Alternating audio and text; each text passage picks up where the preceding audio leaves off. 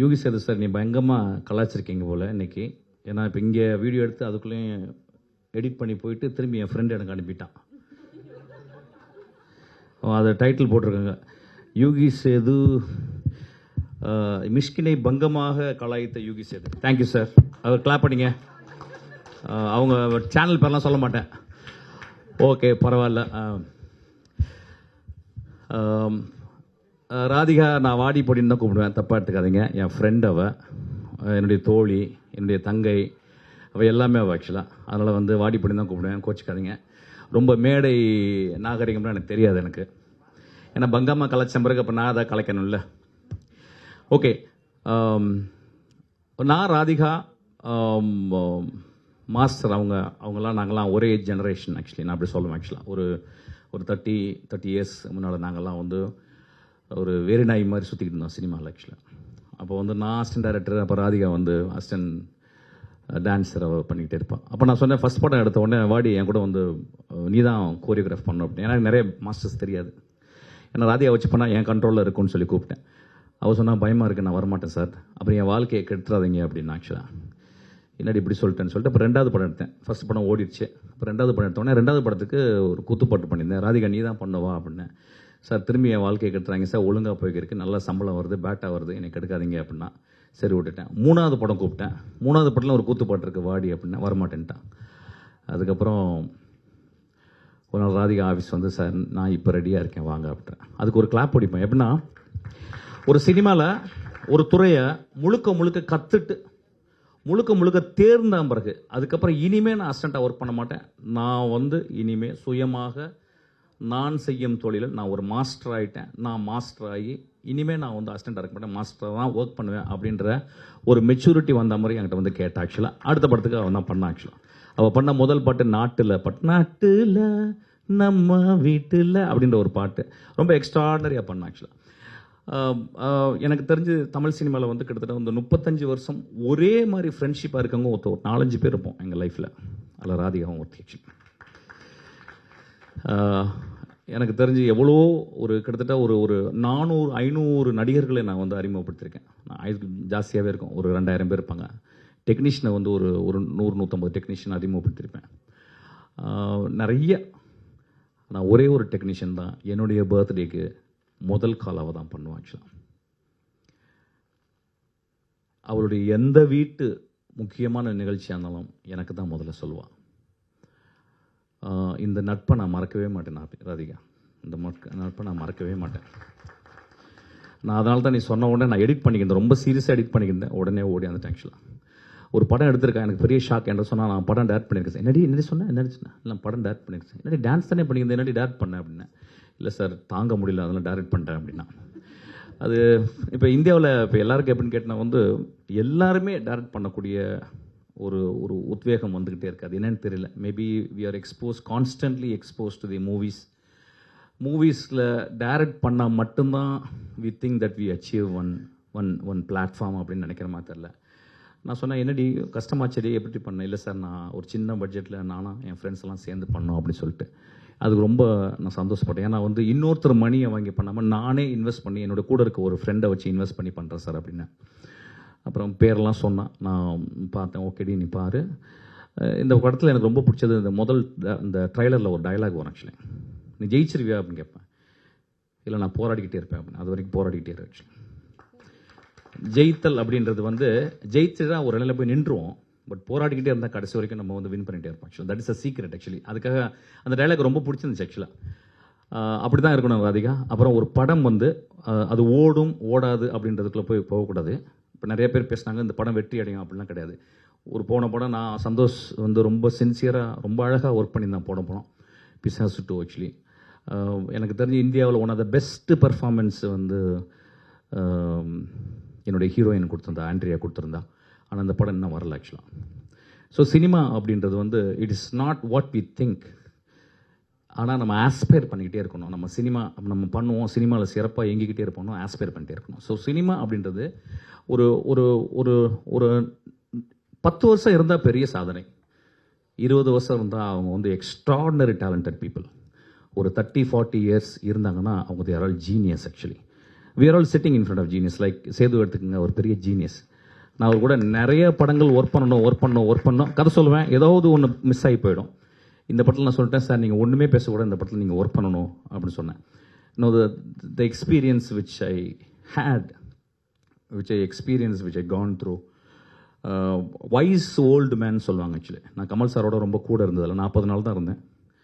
அதுக்கப்புறம் ஒரு 80 நாள் வந்து யுகி சேது சாரோட இருந்திருக்கேன். ஆக்சுவலாக எனக்கு தெரிஞ்சு அவ்வளோ லேர்ன் பண்ணிக்கிட்டேன், அவ்வளோ விஷயங்கள் எனக்கு சொன்னார். ஆக்சுவலாக ஒவ்வொரு ஷாட்டு முடிஞ்ச பிறகு அவர் அதை பற்றி கமெண்ட் பண்ணுவார். ஆக்சுவலி இப்போ அவர் பேசும்போது பார்த்துருப்பீங்க வந்து எவ்வளோ கிளாரிட்டியாக இருந்திருக்கும் பாருங்கள். அவர் வந்து சினிமாவை there are very very few great people in cinema, they live for cinema and cinema lives because of them. அதில் one of the person is cinema lives because of them. அதுக்கப்புறம் இன்னொரு லெஜெண்டுக்கிட்ட ஒர்க் பண்ணேன். ரொம்ப நாளைக்கு அப்புறம் நாசர் சார்கிட்ட ஒர்க் பண்ணேன். Nassar sir work பண்ணிட்டு என்னென்னா, நாசர் சார் கிளைமேக்ஸில் ஒரு பெரிய ஃபைட் போடணும். ஆக்சுவலி அவர்னால ரொம்ப என்னால் ஃபைட் பண்ண முடியாது. இல்லை நீங்கள் வாங்க நான் ஃபைட் போட வைக்கிறேன்னு சொல்லியிருந்தாரு. இப்போ தான் ஒரு 2 நாளைக்கு முன்னாடி தான் ஃபைட் எடிட் பண்ணேன். ஆக்சுவலாக எக்ஸ்ட்ரானரியாக பண்ணியிருக்காரு. அவர் வந்து எனக்கு தெரிஞ்ச நாசர் வாழ்ந்த காலங்களில் நாம் வாழ்கிறோம் அப்படின்றது ரொம்ப பெருமையாக நினைக்கிறேன். ஆக்சுவலாக வந்து இதெல்லாம் ஏன் இப்படி சொல்கிறேன் அப்படின்னா வந்து இந்த மாலை இந்த 3.5 மணி நேரம் நம்ம இங்கே உட்காந்துருக்கோம். 6 மணிக்கு வரச்சோன்னா, இந்த ராஸ்கல் 6 மணிக்கு வரச்சோன்னா, 6 மணிக்கு வந்தால் ஓடிருப்பேன். ஆக்சுவலாக 7 மணிக்கு வந்து இவ்வளோ நேரம் போய்கிட்டே இருக்கு. ஆக்சுவலி ஆனாலும் ரொம்ப டயர்டாக இருப்பீங்க, பசிக்குது, பின்னாடி நிறைய பேசுகிறாங்க. பட் இருந்தாலும் இதெல்லாம் எதுக்குன்னா, சினிமா வந்து ஒரு மனுஷி அல்லது ஒரு மனிதனுடைய சாதனை நம்ம பின்னால் வந்து நம்ம பாராட்டி கைத்தட்டுறதுக்காக தான். அது மாதிரி ரொம்ப தேங்க்ஸ். உங்களுக்காக நீங்கள் கைத்தட்டிக்கணும் இந்த விழாவுக்கு வந்ததுக்கு, இவ்வளோ நேரம் பார்த்ததுக்கு. ட்ரைலர்லாம் பார்த்தேன். நான் ரொம்ப பெரிய கமெண்ட்லாம் சொல்ல மாட்டேன், ஏன்னா நான் எப்பயுமே ரொம்ப ப்ராக்மேட்டிஸ்ட். நான் வந்து படம் வந்து ஆடியன்ஸ் ஃபஸ்ட்டு டே பார்த்து நல்லா இருக்குன்னு சொன்ன பிறகு பத்திரிகையாளர் ரொம்ப எக்ஸ்ட்ரானரியாக இருக்குன்னு சொல்லாமல் இருந்தால் ஒரு நல்ல படம்னு சொல்லுவேன். ஆக்சுவலாக நீ எடுத்துகிட்டு உன் வேலை முடிஞ்சிருச்சு, அவங்க பார்த்துப்பாங்க. இந்த பத்திரிகைக்கார்ட்ட என்ன கேட்குறேன்னா, ராதிகா 36 மார்க் வாங்கியிருந்தான்னா அவளுக்கு 50 மார்க் போடுங்க, 30 மார்க் வாங்கியிருந்தா 40 மார்க் போடுங்க. ஏன்னா முதல் குழந்தையை நீங்கள் முத்தம் கொடுத்து தாளாட்ட வேண்டும், பாராட்ட வேண்டும். குறைகள் இருந்தால் பரவாயில்ல. ஏன்னா சினிமான்றது வந்து ஃபிலிம் மேக்கிங் வந்து it's not something very easy to handle. It's not everybody's cup of coffee or cup of tea or cup of cake. ரொம்ப கஷ்டமானது. ஆஸ்பிரேஷன் எல்லாருக்குமே இருக்குது. நான் வந்து இப்போ இந்த படம் தான் ட்ரெயின்னு ஒரு படம் எடுக்கிறேன். அந்த படம் எடுத்து நான் வந்து ட்ரெயினை போய் ஸ்டடி பண்ணிட்டு வரும்போது ஒரு ட்ரெயின் வந்து எனக்கு ஒரு பெரிய யமன் மாதிரி தெரிஞ்சு. எப்படின்னா 24 இன்ச்சு தான் ஒரு ட்ரெயின். அந்த ட்ரெயினுக்குள்ளே இப்படி போகும்போது 2 கை இடிக்கும். நம்ம இப்படி தான் போக முடியும். அப்போ உடனே ஆர்ட் டைரக்டர் சொன்னார், வந்து சார் ஒரு 4 இன்ச்சு பெருசாக பண்ணிக்கலாம் சார். இல்லை சார் வேணாம் சார், எனக்கு வந்து எவ்வளவு நீங்கள் ரெசிஸ்டன்ஸும் கான்ஃப்ளிக்ட்டும் கொடுக்குறீங்களோ அதுலேருந்து தான் என் ஃபார்ம் வரும் அப்படின்னு சொன்னேன். ஸோ ஒரு சினிமா இப்போ நம்ப மாட்டேங்க, அதுக்குள்ளே போனோன்னா அதுக்குள்ளே ஒரு கேமராவை எப்படி கொண்டு போகிறோன்னா ஒரு பெரிய கேமரா வைக்க முடியல. அதுக்காக ஒரு 20 கேமரா டெஸ்ட் பண்ணோம். அப்புறம் we have used a very interesting camera. That camera itself taught me how to compose a shot. அந்த கேமரா எனக்கு சொல்லிக் கொடுக்குது. அந்த கேமரா ஸ்டெடிகாம் இல்லை, ஒன்று ஸ்டெடிகாம் இல்லைன்னா அந்த கேமரா சொல்லி ஸ்டெடிகாம் இல்லை, நீ மூவ் பண்ணு அப்படின்னு சொல்லி கொடுத்து, எங்கே கேமரா வைக்க முடியாதோ அங்கே வை அப்படின்னு சொல்லுது. ஸோ சினிமா ஒவ்வொரு படமும் ஒரு படம் வெற்றி அடைஞ்சிச்சுன்னா அந்த படம் அடுத்த படத்துக்கு எந்த ஒரு ரெஃபரன்ஸும் கொடுக்காது. அதனால தான் சினிமா கிரேட்டாக இருக்குது. ஒரு சினிமா போன படம் என் படம் பெரிய வெற்றி அடைஞ்சிச்சுன்னா அந்த வெற்றி என்னுடைய அடுத்த படத்துக்கு எந்த ஹெல்ப்பும் பண்ணாது. அந்த வெற்றியில் கிடைக்கிற ஒரு கான்ஃபிடென்ஸ் மட்டும் எனக்கு ஒரு ஹெல்ப் பண்ணும். தோல்வியில் எனக்கு ஒரு பெரிய மன தைரியத்தை கொடுக்கும், இந்த படம் எப்படியாவது வெற்றி பெறணும்னு சொல்லிட்டு. So no way my past success or failure connects to my present film. Present film போன படம் 100 படங்கு ஒர்க் பண்ணியிருந்தேன், இதில் வந்து 200 மடங்கு ஒர்க் பண்ணுவோம்.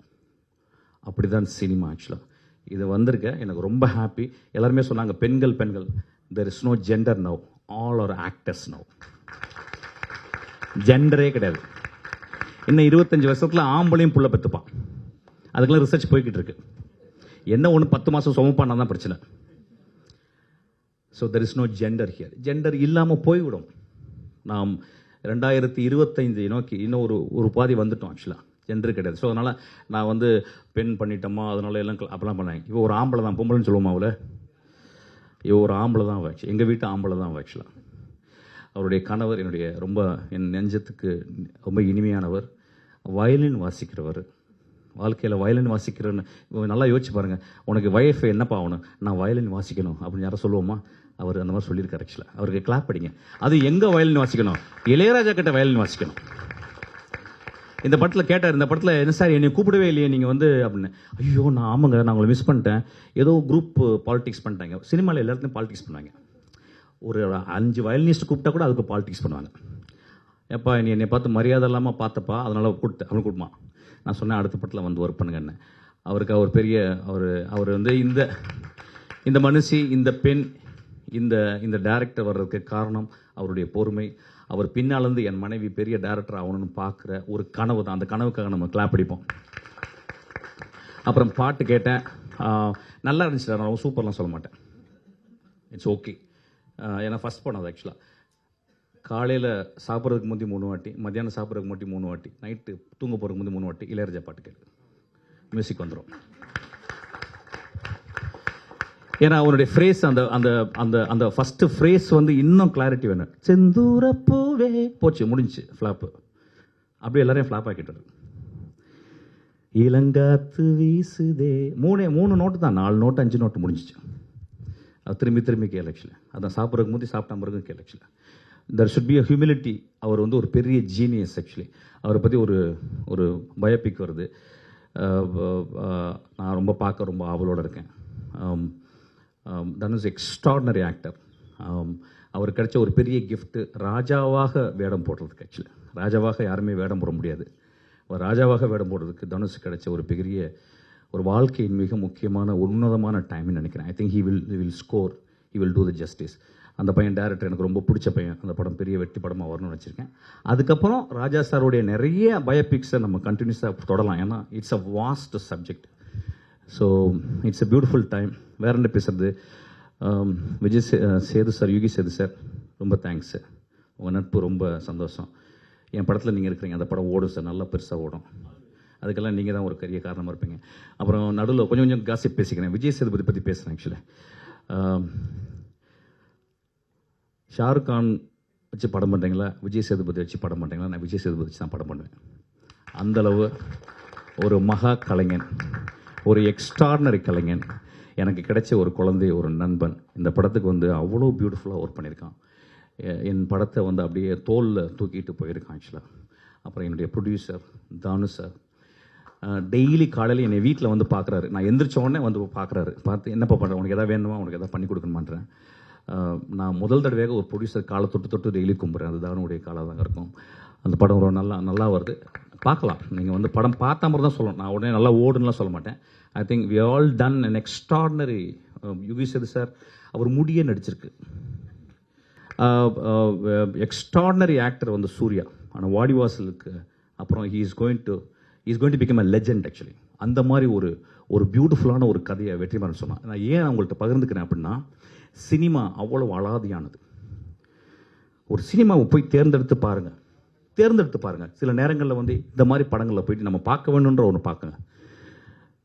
சினிமா நீங்கள் போடும் தானம் ஞாபகம் வச்சுங்க. தானத்தை நிப்பற்றாதீங்க. நிறைய பேர் வீட்டிலே உட்காந்து படங்கள் பார்க்குறீங்க. வீட்டில் உட்காந்து எப்படி படம் பார்க்க முடியும்? வெங்காயம் வெட்டிக்கிட்டே படம் பார்ப்பீங்களா? இல்லை புருஷனை திட்டிக்கிட்டே பார்ப்பீங்களா படத்தை? இல்லை பொண்டாட்டி திட்டிக்கிட்டே பார்ப்பீங்களா? சினிமான்றது இங்கேருந்து போகும்போது அழகாக ட்ரெஸ் பண்ணிட்டு பெர்ஃப்யூம் அடிச்சுட்டு இங்கேருந்து ஒரு காரில் போயிட்டு உட்காந்துட்டு குழந்தைங்களோட உட்காந்துட்டு பாப்கார்ன் வாங்கிட்டு பஃப் வாங்கிட்டு உட்காந்துட்டு அப்படி அண்ணாந்து பார்த்தா நிறைய நாதல்லாம் வரும். அதெல்லாம் பார்த்துட்டு புருஷன்ட்ட பக்கத்தில் எனக்கு அந்த நகையை வாங்கி கொடுங்கன்னு சொல்லுங்கள், எல்லாம் பண்ணுங்கள். அதுக்கப்புறம் ஒன்று போடுவான் ஒருத்தன். அண்ணாந்து பார்க்கக்கூடிய விஷயம் கடவுளுக்கு அப்புறம் சினிமா மட்டும்தான். சினிமாவுக்கு மட்டும் பேசல, எல்லா சினிமாவுக்கும் பேசுகிறேன். சினிமா பார்க்குறதே நீங்கள் மந்த்லி ஒரு எக்ஸ்பென்ஸ் வந்து ஒரு படம் ஒரு குடும்பத்தில் ஒரு 5 பேர் வீட்டில் போய் பார்க்கலன்னா அது குடும்பமே இல்லைன்னு நான் சொல்லுவேன். கோவிலுக்குலாம் போகாதீங்க, படத்துக்கு போங்க. கோவில் போனால் பாவம் பண்ணுறவங்க தான் வேணா. கோவிலுக்கு போனால் ஈஸியாக சொல்லிடுறேன், சார் நான் அடுத்த பாவம் பண்ண போகிறேன், கொஞ்சம் மன்னிச்சுங்க, பாவம் பண்ணிட்டேன் அதையும் மன்னிச்சுங்க அப்படின்னு சொல்கிறோம்.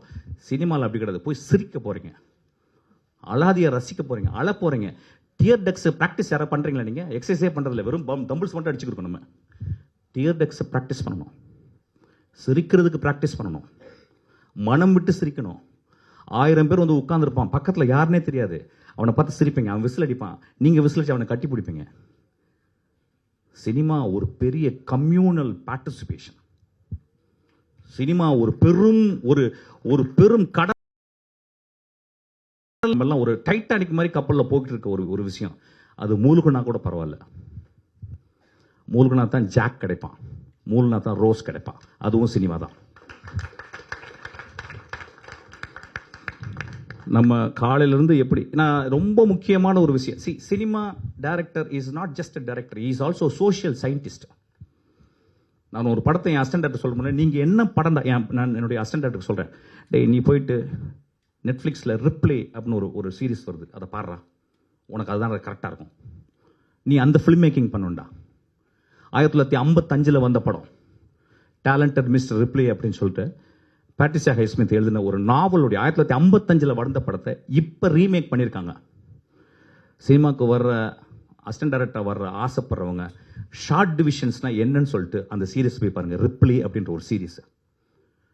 அந்த படம் வந்து ஒரு கெட்டவனை பற்றி, அது 8 எபிசோட் எடுத்துருக்காங்க. கெட்டவனை பற்றி, கெட்டவன் கெட்டது செஞ்சுக்கிட்டே இருக்கான், அவன் மனசாட்சி உறுத்திக்கிட்டே இருக்கு.